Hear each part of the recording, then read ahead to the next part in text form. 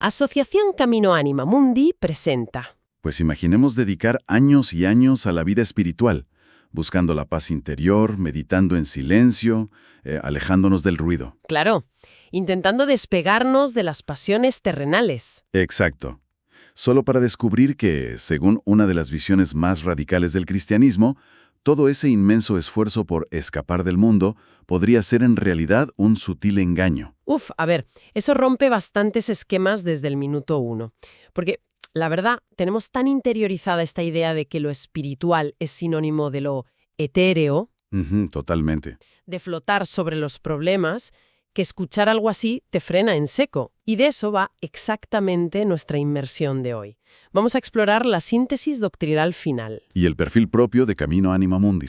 Eso es, nos basamos exclusivamente en su librito número 18, que funciona como una especie de mapa topográfico definitivo de su identidad, marcando qué afirman y qué rechazan. Y trazar esa línea es vital. Cualquier propuesta espiritual madura necesita en algún momento delimitar sus contornos. Claro, poner límites. Pero no lo hacen por una especie de rigidez defensiva o por ganas de levantar muros frente a los demás. Lo hacen por puro amor a la verdad. Ya. Hay una advertencia muy lúcida en este enfoque. Sin un centro claro, sin un anclaje absoluto, cualquier comunidad corre el inmenso riesgo de volverse difusa. De diluirse, digamos. Exactamente. De reducirse a una vaga mezcla de psicología, algo de simbolismo, unas gotas de arte y un barniz religioso. Sí. Y al final te queda un caldo que no alimenta absolutamente a nadie. Ahí le has dado. Vale, vamos a desgranar esto porque me parece fundamental. Es el riesgo enorme de que la apertura al misterio, que suena fenomenal sobre el papel, acabe convirtiéndose en pura confusión. Por eso este documento no pretende fundar una nueva religión, y tampoco armar una ideología espiritual de hierro. Es una propuesta muy clara. Es cristiana, encarnada, simbólica y comunitaria. Y el pilar maestro, el cimiento sobre el que se levanta todo, es que está centrada de manera absoluta en Jesucristo. Pero claro, decir centrada en Jesucristo puede sonar a frase hecha si no entendemos las implicaciones prácticas. El texto habla de una espiritualidad cristiana radicalmente encarnada. Eso es. Y quiero que nos detengamos en ese radicalmente, porque cambia las reglas del juego. Es que esa es la clave de bóveda de todo el librito. Si el logos, si el verbo se hizo carne, entonces la materia importa. El tiempo, la historia, el cuerpo humano, el trabajo, el dolor. Nada de eso se puede descartar. Nada de eso es un residuo inferior del que haya que huir para alcanzar la iluminación. Es exactamente al revés. Dios se encuentra en lo cotidiano. Madre mía, en lo cotidiano. Sí, se le encuentra en la mesa al compartir el pan, en el cuidado de un cuerpo enfermo, en el duelo o en el trabajo más rutinario de una oficina. Es que la encarnación no es solo un dato doctrinal que se recita los domingos, entonces. Para nada. Es el gran criterio para leer la realidad entera. Espera, déjame ver si lo entiendo bien, porque esto tiene mucha miga. Si la clave es que todo tiene que pasar por lo físico, por el barro de la vida diaria y el tiempo, a ver, eso suena agotador. Es la diferencia entre admirar un precioso mapa topográfico de una montaña desde un sillón muy cómodo en tu casa. Sí. Y ponerse realmente las botas para pisar el barro, sudar y llenarse de rasguños en el sendero. ¿Acaso esta exigencia de que la fe se traduzca en cuerpo y vínculo no hace que la vida espiritual sea mucho más ardua? Bueno. Lo digo porque es muchísimo más fácil limitarse a tener buenos pensamientos sobre la paz, ¿no? Lo fascinante aquí es que, sin lugar a dudas, la vuelve más exigente. De hecho, esta visión rechaza de plano lo que podríamos llamar la espiritualidad evasiva. Claro, el huir de todo. Esa tendencia moderna a medir la supuesta elevación de alguien por lo desapegado que está de los problemas del mundo. Ya, el típico místico de montaña que no habla con nadie. Exacto. Y también choca frontalmente con esa religiosidad cómoda que reserva a Dios para recintos sagrados. Ya sabes, 1 hora a la semana en el templo. Mientras el resto de la existencia sigue operando en piloto automático, bajo las reglas del mercado o del egoísmo puro y duro. Ahí está. El corazón de la propuesta de Camino Anima Mundi es que el Logos sigue haciéndose carne hoy. Jesucristo no es un simple maestro elevado más. Como si fuera una opción en un supermercado de sabidurías. Eso es, ni un símbolo psicológico genérico. Es el centro absoluto y el criterio definitivo para discernir cualquier práctica. Aquí es donde se pone realmente interesante. Porque si la materia y el tiempo son tan vitales por la encarnación, ¿cómo debemos entender este mundo físico? Pues como algo vivo. Y la manera en que Dios se ha revelado en la historia también está en movimiento. El librito introduce dos conceptos, dos palabras griegas que al principio imponen un poco de respeto: cosmopoesis y teopoesis. Sí, suenan técnicas, pero son brillantes. Ambas apuntan a que ni el mundo ni la revelación son fotografías estáticas. Empecemos por la cosmopoesis, si te parece. Perfecto. Imaginemos que el universo no es un cuadro ya pintado, enmarcado y colgado en un museo intocable. Más bien es como una improvisación de jazz. Uf, me encanta esa analogía. Es un drama en gestación. Hay caos, hay notas que parecen disonantes de buenas a primeras, pero existe un ritmo subyacente que guía la melodía. O sea que el mundo no es una obra cerrada. Para nada, la vocación humana desde esta óptica adquiere un espesor cósmico impresionante. No somos simples espectadores. ¿Estamos llamados a cooperar con la integración del sentido? Eso es, que el caos de la vida es materia fecundable por el logos y por la rúa, por el espíritu. Claro. Pero al oír hablar de gestación, de procesos y de que todo está en movimiento, a mí me surge un contrapunto claro. Dime. Si todo fluye como en una improvisación de jazz, ¿no se corre el enorme riesgo de caer en un relativismo absoluto? Ujú. ¿Un escenario donde todo vale, todo fluye y nada es definitivo? Pues esa es una objeción buenísima. Ese es el gran peligro de muchas espiritualidades modernas.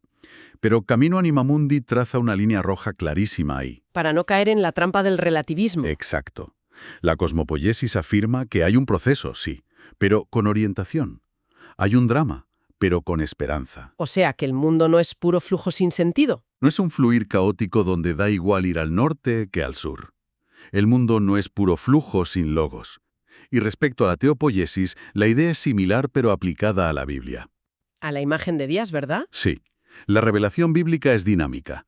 Reconoce que la imagen de Dios en las Escrituras atraviesa un proceso de maduración. Porque si uno lee la Biblia no encuentra una claridad perfecta desde la página 1. Hay figuras durísimas. Hay tensiones enormes, imágenes que parecen tribales o vengativas. Lo que plantea la teopoiesis es que la tradición bíblica no se rechaza, se honra. Pero se entiende como una pedagogía. Eso es. Es un proceso vivo de purificación de esa imagen divina, cuyo culmen crítico y revelador es Cristo. Él corrige y da sentido a todo lo anterior. Entonces, ¿qué significa todo esto para nosotros? Porque este cosmos en gestación y esta revelación dinámica no son mecanismos fríos. Para nada, su esencia última es profundamente relacional. Y supongo que esto cambia por completo cómo los seres humanos deben tratarse entre sí.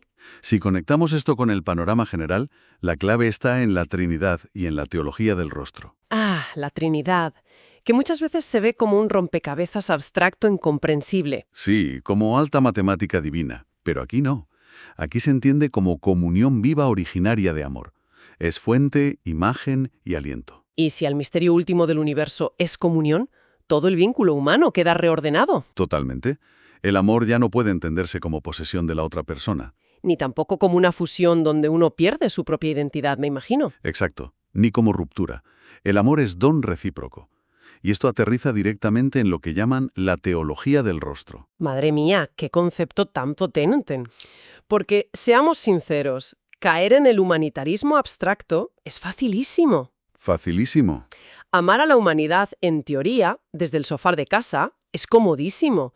Lo verdaderamente difícil es no perder la paciencia con la persona concreta y frágil que tienes enfrente. Ahí está el verdadero reto. La teología del rostro nos dice que el prójimo no es una categoría abstracta, es el lugar exacto donde Dios te interpela. O sea, el compañero de trabajo que te saca de quicio o el familiar difícil. Es un antídoto vital contra el narcisismo espiritual. El prójimo frágil corrige esa ilusión de una vida religiosa perfecta y de diseño. Claro, te baja a la tierra de golpe. Camino Animamundi rechaza tajantemente el individualismo espiritual, porque si Dios es Trinidad y comunión, la plenitud no puede ser nunca el aislamiento autosuficiente. Por mucha paz que sientas en tu burbuja, si no hay comunión, no hay plenitud. Exacto. El rostro del otro requiere devoción. Y ojo, también requiere límite verdadero. Amar no es dejarse pisotear. Es un don recíproco. Pero acercarse genuinamente al rostro del otro, exponerse a esa vulnerabilidad de la que hablas, inevitablemente saca a la luz nuestras propias fracturas. Siempre.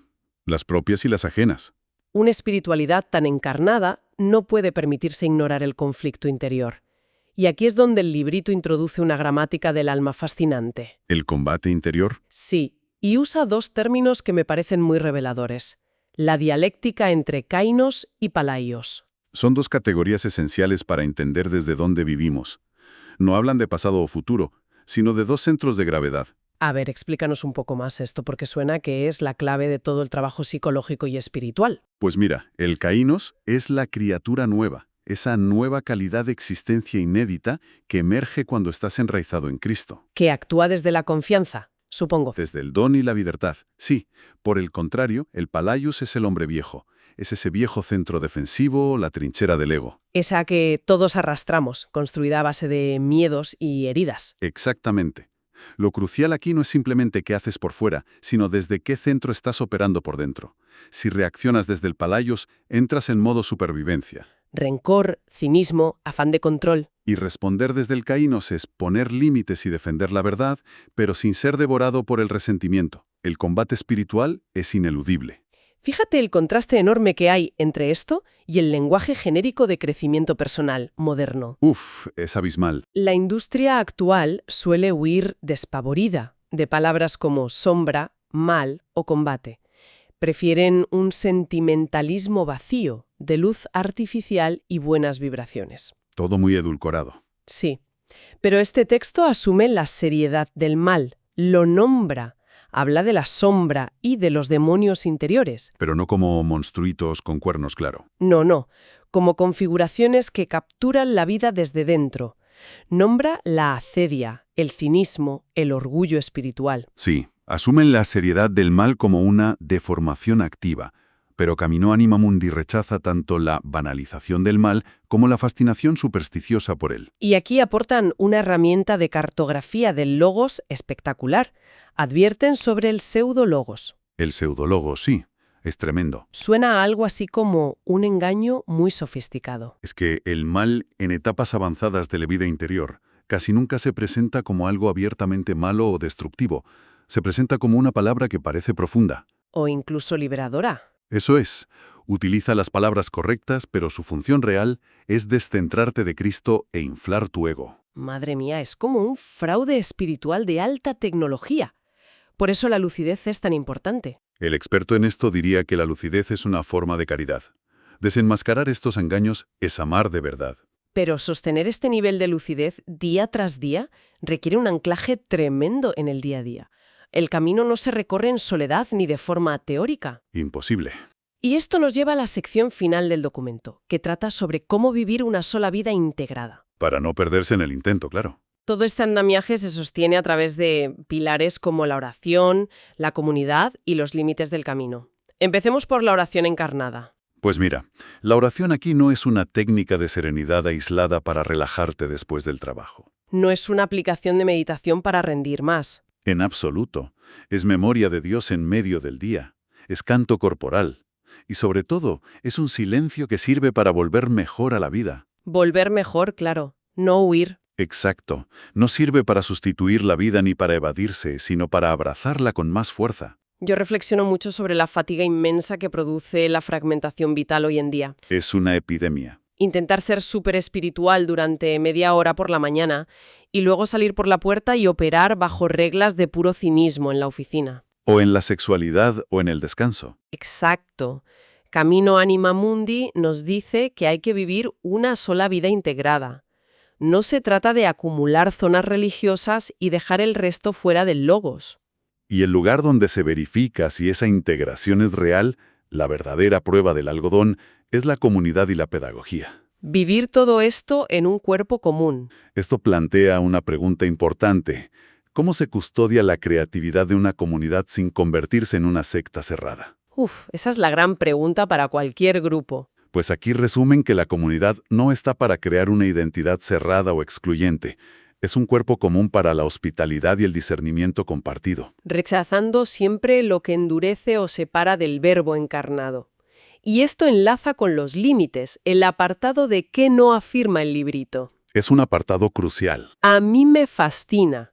Qué humildad tan profunda la de un camino que admite explícitamente sus límites.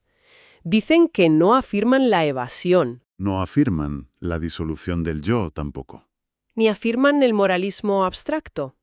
Pero lo que más me impacta es que admiten que su propio lenguaje, lo que ellos llaman el deuterologos, Su palabra segunda, ¿sí? que ese lenguaje no es intocable. Es una cura de humildad frente a tantos movimientos que creen tener el monopolio absoluto de la verdad. Ellos saben que su vocabulario debe ser constantemente probado por los frutos. Y si ese lenguaje empieza a deshumanizar, hay que revisarlo. No se puede absolutizar. Custodian la llama, la singularidad de su síntesis doctrinal, pero sin convertirla jamás en un ídolo. El mapa es solo el mapa.